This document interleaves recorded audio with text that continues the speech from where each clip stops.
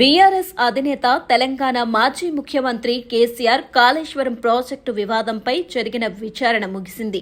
BRK భవన్లో ఏర్పాటు చేసిన విచారణ కమిషన్ ఎదుట కేసీఆర్ హాజరయ్యారు.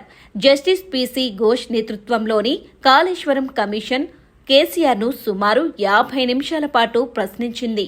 మొత్తం 18 ప్రశ్నలు ఆయనకు సంధించారు. కేసీఆర్ను కమిషన్ అడిగిన ప్రశ్నలు ఆసక్తికరంగా ఉన్నాయి.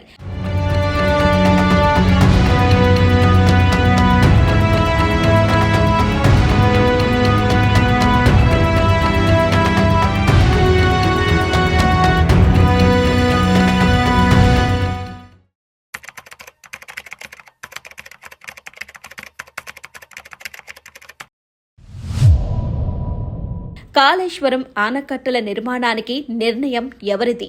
ప్రాజెక్టుకు సంబంధించి రీ-ఇంజనీరింగ్ తీసుకోవడంపై ఎవరి ఆమోదం ఉంది?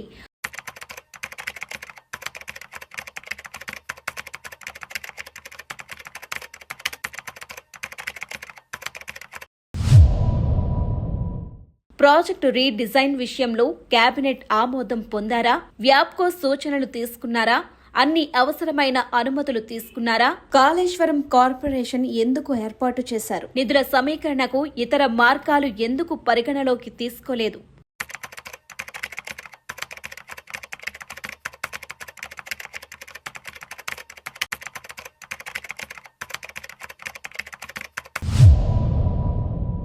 బ్యారేజీల నిర్మాణ స్థల ఎంపిక ఎలా జరిగింది? బ్యారేజీల నిర్మాణంలో మార్పులు ఎందుకు వచ్చాయి? బ్యారేజీల నీటి నిల్వ సామర్థ్యం ఎంతగా నిర్ణయించబడింది? నీటి లభ్యతపై పరిశీలన జరిగిందా?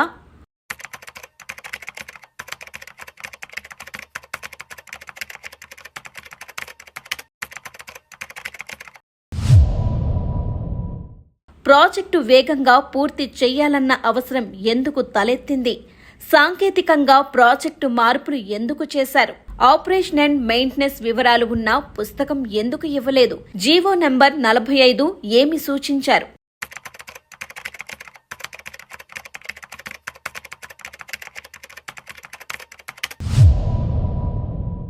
కేబినెట్ సమావేశాలలో ప్రాజెక్టు చర్చలకు సంబంధించిన ఆధారాలు ఉన్నాయా? పనుల టెండర్లు ఎలా ఇచ్చారు? ప్రాజెక్టు ముంపు ప్రాంతాలకు సంబంధించిన నివేదికలు ఉన్నాయా?